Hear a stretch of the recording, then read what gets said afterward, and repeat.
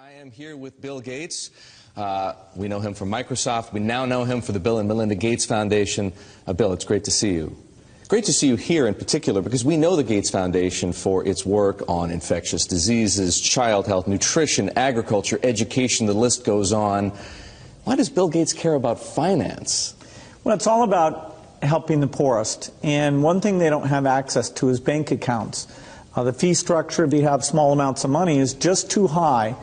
And we got involved in some traditional microlending, but just didn't see how that could scale up and get inexpensive enough. So now we're involved in trying to make sure we get a very efficient digital payment structure set up for all the poorest in the world to get financial products that work for them. What are you doing? The idea is that typically through the cell phone, you should be able to send money to your relatives. You should be able to track the money that's coming in, set aside money to buy seeds the next year. And there are countries where this is beginning to take off. Kenya, Bangladesh, even Somalia, maybe the last country you'd suspect up in Somaliland. Almost half of the GDP is done digitally. I don't need to tell you that the poor have been unbanked for as long as there have been banks. Why is this time different? Well, it's really the digital revolution. The poorest have bought cows, stored gold, put currency under their mattress, but they are getting cell phones. And the cell phone capability of identifying who's using the cell phone, letting you look at your spending patterns, that's going to be common sense. People are going to have help and lots of innovative products competing on top of this digital currency platform. So if technology, mobile phones for example, digital money, helps to increase access to financial services at the same time as it lowers the cost of delivery, why is philanthropy needed? Philanthropy should just be here to bootstrap this. There are a lot of regulations in this area, and understanding how those regulations can make the cost of remittances, where you're sending money back to your family in your country of origin, how right now that has about a 5% overhead on it. We think we have a role to make sure that, particularly for the smaller transactions, the regulations don't impose those very high costs. Once this gets going, then we'll step up to the applications and say, okay, how does a savings application help the mother make sure money's focused on the kids? How does it help them stay in school, set money aside for the uniform or for good future planning? Some of what you just described, the need to move money from place to place, the cost of doing so, the overhead, as you put it, makes me think, believe it or not, of Bitcoin, because some people have said, hey, Bitcoin is the answer to those problems. Are you a believer? Well, Bitcoin is exciting because it shows how cheap it can be. Bitcoin is better than currency in that you don't have to be physically in the same place. And, of course, for large transactions, currency can get pretty inconvenient. The customers we're talking about aren't trying to be anonymous. They're willing to be known. So the Bitcoin technology is key, and you could add to it, or you could build a similar technology where there's enough attribution that people feel comfortable. This has nothing to do with terrorism or any type of money laundering. What kinds of people or private enterprises right now are helping to solve the same problems you're interested in? Well, in some countries, the mobile companies have been fantastic. In a few other companies, it's been the banks. In some countries, it's a startup company that's neither a bank nor a mobile company. In Bangladesh, the bKash offering runs across any phone, and they've gotten the regulations so that they have a product that we think will get very, very pervasive. So entrepreneurs are there. The enablement this creates, if you want to put in, say, electricity in a city, collecting your bills is one of the reasons why the underspending of infrastructure in these areas is a real thing holding back the economy. You mentioned banks. Are the legacy institutions, for the most part, banks, credit card companies, payment processors, friend or foe?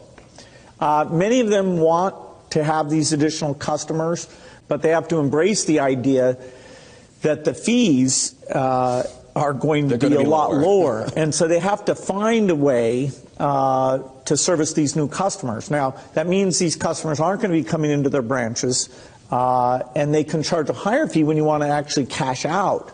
But if it's a pure digital transaction, then you should be paying less than 1% to move that money from you to a merchant or from you to a friend, even with meeting all the regulatory requirements. All right, and then you said money. How is money going to change? How is money Well, poor people don't have bank accounts, and so when they have an emergency, they want to borrow, save, it's very tough. Small transactions, the fees are just too high when you have banks and ATMs and all that. If we take the cell phone and just use digital currency, then you can have all those financial services. So 2 billion people who don't have any kind of bank account will have all sorts of innovative services, help them save, pay for education. And it requires a little bit of work getting the regulation right, getting it to critical mass, getting people to trust it. But the magic of that cell phone with the right software means that people have banking, and that's really big for their lives. So they can borrow when they need to. And that's interesting, because everyone has a cell phone and a smartphone now. They basically... More. I'm now in Thailand, and I will first time take from my OneCoin MasterCard money out. So at local ATM here in Thailand. So let's go. I will try to take out 250 euros. It's 10,000 baht. So I put PIN. Okay. Видно, нет целиком банкомат. Language change. Put Russian. Смотри, чтобы видно было. Здесь, вот этот экран. Не меня снимай, а вот это снимай.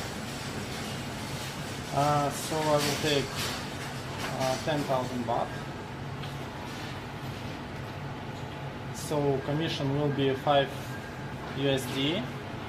I will continue without conversion.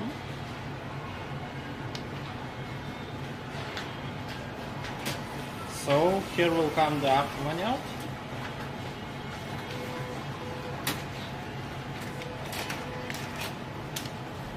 Okay. 10,000 baht, and here is the OneCoin MasterCard. So it's all working, nice, first time, very good feeling to take cryptocurrency in money, and see you soon, bye bye. Okay. OneCoin. OnePay MasterCard, Thailand Kasikorn Bank.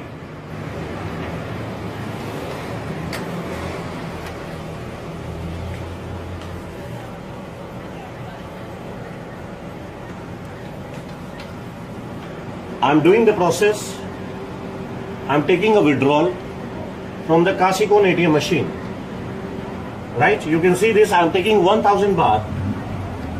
Right? From the Kasikorn Bank from OnePay. They are asking me the charges. I say okay. Yes. Now, yes, please take your money and receipt. You can see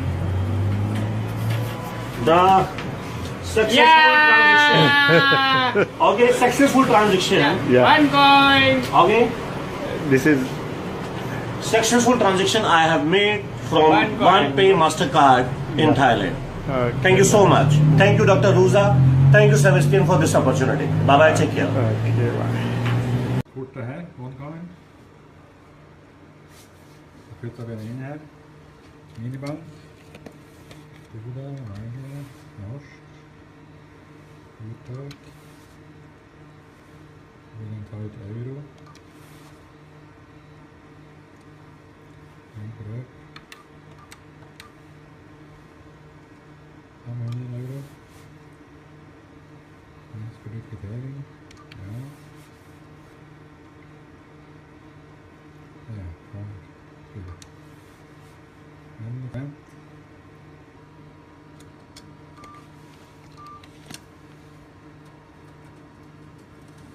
Han är på korten. Nej, sen är det. Ja. o critério. Só.